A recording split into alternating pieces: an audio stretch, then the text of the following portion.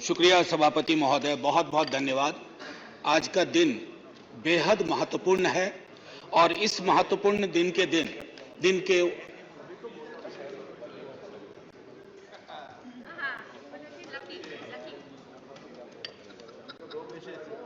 नहीं, शुक्रिया मैडम। मेरी शुभकामनाएं स्वीकार करें। मैं यहां से बोल रहा हूं, इधर मैं यहां से बोल रहा हूं। शुक्रिया, बहुत अच्छा अवसर है कि आप यहां आई हैं। कितनी खुशी हो रही है बता नहीं सकता। आज सुबह माननीय सभापति महोदय ने कहा था कि ह्यूमर वगैरह हमारी जिंदगी से चला गया, तो मुझे स्मरण है, ये किताब में एक ही किताब लेके आया हूं, ऐसी 5 किताबें हैं कॉन्स्टिट्यूएंट असेंबली डिबेट्स की।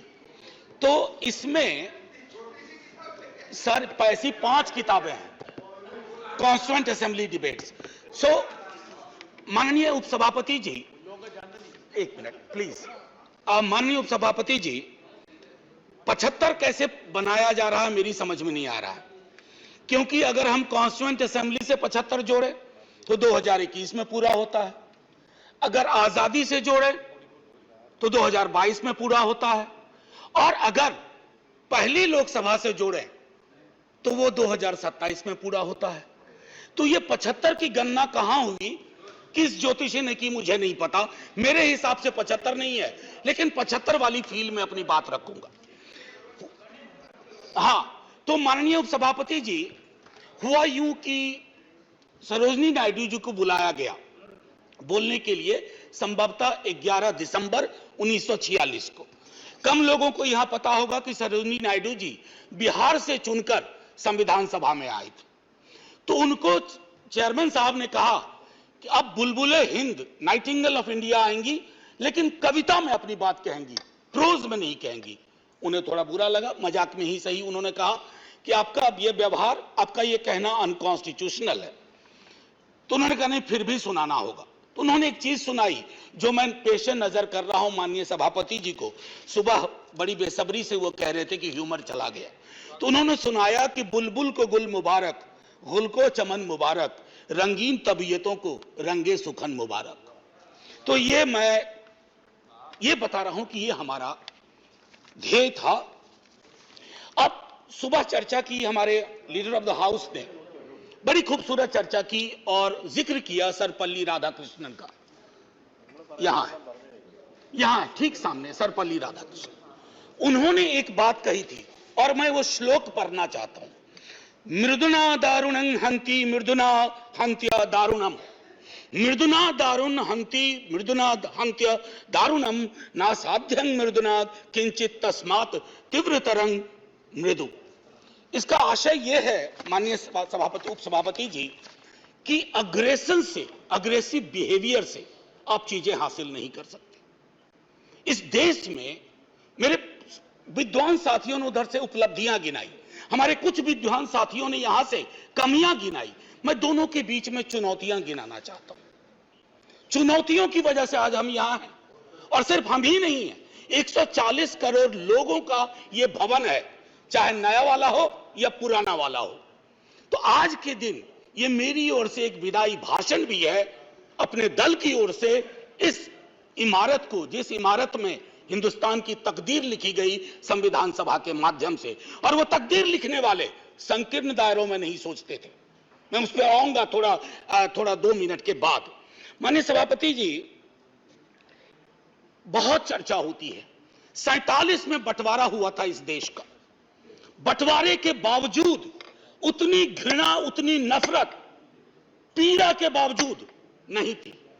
अभी हाल में एक रोमिला जी की किताब आई, वो कहती हैं बड़ी खूबसूरती से, have we moved from integrated nationalism to segregated nationalism? क्या हम एकीकृत राष्ट्रवाद से एक विभाजित, विखंडित राष्ट्रवाद की ओर बढ़ रहे हैं? क्योंकि यह इमारत, इसकी बुनियाद मेलजोल पे है। इसकी बुनियाद में बंटवारे के बावजूद बंटवारा नहीं हुआ। तो मैं हाथ जोड़ के विनती करूंगा, सरकार जरूर बनाइए, अगला चुनाव भी लड़ेंगे, खूब दिल से लड़ेंगे। इंडिया भी रहेगा, भारत भी रहेगा, कोई में से एक चॉइस नहीं है, क्योंकि हमको इंडिया भारत करके जम्बू द्वीप तक नहीं जाना है। मैं सिर्फ इतना कहूंगा कि वो जो मेलजोल की सीमेंट है उसका खात्मा हो रहा है, उसको बचाइए। माननीय सभापति जी, मैं दो व्यक्तियों के मध्य में अपनी कुछ बात रखना चाहता हूं। संविधान सभा में ऑब्जेक्टिव रेजोल्यूशन जवाहरलाल जी लेके आए और संविधान सभा में जब ड्राफ्ट सबमिट हुआ तो बी.आर. अंबेडकर ने वो ड्राफ्ट सबमिट किया। तो मैं सिर्फ कहता हूं, ऑब्जेक्टिव रेजोल्यूशन में बहुत सारी बातें थी, ये प्रस्तावना के बारे में, सॉवरेन डेमोक्रेटिक रिपब्लिक के बारे में काफी कुछ बोल चुके हैं, सॉवरेनिटी गिरवी ना चली जाए, मौलिक अधिकारों के बारे में। हमें आपके पीछे एक तराजू है, वो तराजू हमें लगाना होगा कि मौलिक अधिकार में कहां पहुंचे, सॉवरेनिटी में कहां पहुंचे, डेमोक्रेटिक रिपब्लिक के मसले पे कहां पहुंचे। High flying words don't cover up our failures, let's not look for that. और एक मसला आया, उन्होंने एक जिक्र किया ओथ ऑफ टेनिस कोर्ट।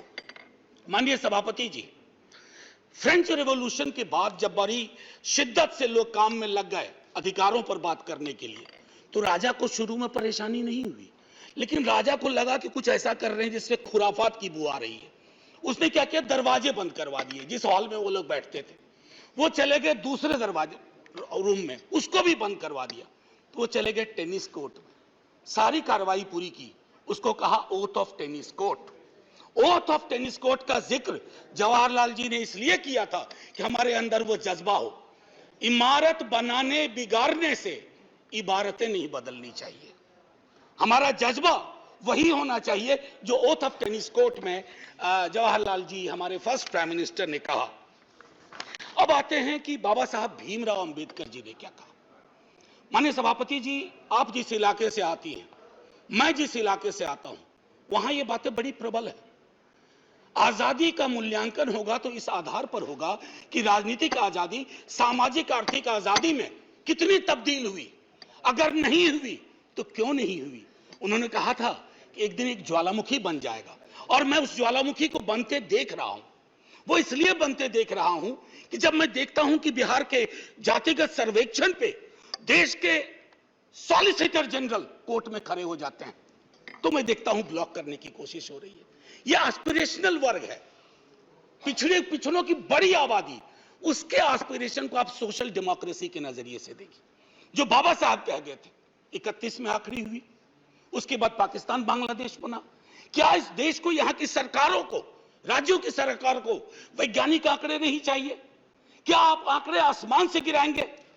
मैं समझता हूं आज के दिन यह भी हमें सुनिश्चित करना होगा कि हम इन आंकड़ों को लाएं, उसके आधार पर अपनी नीतियां तय करें।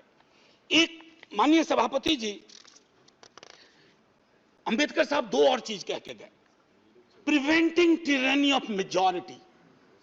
मैं बार बार इस सदन में कह चुका हूं कि मेजॉरिटी बेहद आवश्यक चीज है, मेजॉरिटी के बिना सरकार नहीं चलती है, लेकिन मेजॉरिटी और मेजॉरिटेरियनिज्म में फर्क है। यह फर्क अगर हमारी सरकार भूल जाती है तो बहुत बड़ी पीड़ा होती है।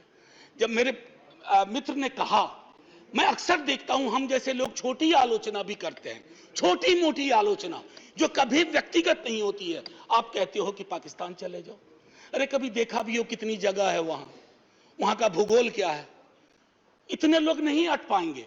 मान लीजिए कि 65% लोगों ने आपको पिछली बार वोट नहीं किया, सबको पाकिस्तान भेज दोगे? ऐसी कोई व्यवस्था होती है? यहीं मेलजुल से रहना है, यहीं मिलकर रहना है। और ये सारी चीजें मैं नहीं कह रहा हूं, खुद अंबेडकर साहब कह के गए थे। मैडम, आपकी तरफ से मैं एक और चीज, एक दो छोटी चीज कह करके, इस देश की एक बड़ी आबादी, सभापति महोदया, मैं आपका सभापति महोदया अभी बिल मत, 2 मिनट लूंगा, ज्यादा नहीं, आज पहली बार है, इतनी नजरिए नाज कर दीजिए। मैं सिर्फ इतना कहना चाहूंगा कि बेरोजगारी को लेकर के हमारा दृष्टिकोण साफ होना चाहिए। सरकार में आप हो, हम हो, बेरोजगारी हम सबकी पॉलिटिक्स खत्म कर देगा। राइट टू एम्प्लॉयमेंट के लिए हम क्या सोच रहे हैं, और इस देश की एक बड़ी आबादी से देशभक्ति का जो प्रमाण पत्र हम मांगते हैं ना मैडम, वो कहीं चलेगा नहीं। मैं आखिरी चीज कह करके एक सुनाना चाहता था। मैं इसलिए कहता हूं, वो एक घर में 5 सदस्य हैं, उसमें हर 5वां सदस्य उस आबादी का है। अगर उस घर में उस 5वें सदस्य को आप एलिनेट करेंगे, दूर करेंगे, घर कभी महफूज नहीं रह सकता। और आखिरी में मैं साहिर को जाता हूं और वहीं खत्म कर दूंगा, आपको घंटी बजाने की जरूरत नहीं पड़ती। आओ कि आज गौर करें इस सवाल पर, देखे थे हमने वो हंसी ख्वाब क्या हुए। दौलत बढ़ी तो मुल्क में अफलास क्यों बढ़ा, खुशहाली आवाम के असबाब क्या हुए। जो अपने साथ साथ चले कुएदार तक, वो दोस्त वो रफीक वो अहबाब क्या हुए। क्या मोल लग रहा है शहीदों के खून का, क्या मोल लग रहा है शहीदों के खून का, मरते थे जिन पे हम वो सजाए याब क्या हुए। बेकस बरहनगी को कफन तक नहीं नसीब, वो बादा आए अतलसों के मुखाब क्या हुए। जमहूरियत नवाज बशर दोस्त अमन ख्वाह, खुद को जो खुद दिए थे वो अलकाब क्या हुए। मजहब का रोग आज भी क्यों लाइलाज है, मजहब का रोग आज भी क्यों लाइलाज है, वो नुस्खा हाय नादिर नायाब क्या हुए। हर कूचा शोला जा रहे हर शहर कत्लगाह, यकजहती या हयात के आदाब क्या हुए। सहराए तीरगी में भटकती है जिंदगी, उभरे थे जो उफक पे वो माताब क्या हुए। मुजरिम हूं अगर मैं तो गुनहगार तुम भी हो, मुजरिम हूं अगर मैं तो गुनहगार तुम भी हो। ए रहबराने कौम खताकार तुम भी हो। Jai Hind ma'am, and salute to all the freedom fighters. संविधान सभा के उन तमाम लोगों को, और मैं चाहूंगा कि सेंगोल के बगल में एक बड़ी आकृति में इनकी तस्वीरें वहां लगाई जाएं और हमें प्रेरणा देते रहें। जय हिंद।